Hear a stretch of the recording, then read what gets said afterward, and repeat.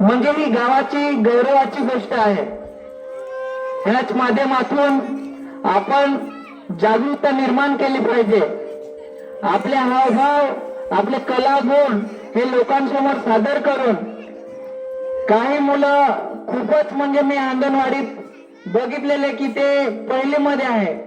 पायल सारखी मुलगी कधीच व्यासपीठावर येत नव्हती। तिला आई इथपर्यंत सोडत होती आणि ती रडत होती। गिरीश असेल सर्व हे मुलं पहिलीचे आहेत, हे मी जवळून बघितलेले आहे।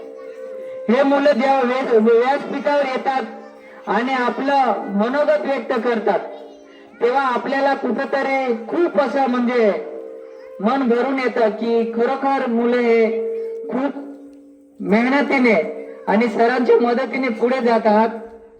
खरोखरच सर्वांना धन्यवाद देतो आणि आजच्या प्रजासत्ताक दिनानिमित्त सर्वांना ग्रामपंचायतच्या वतीने हार्दिक शुभेच्छा देतो आणि इथे थांबतो। जय हिंद, जय महाराष्ट्र।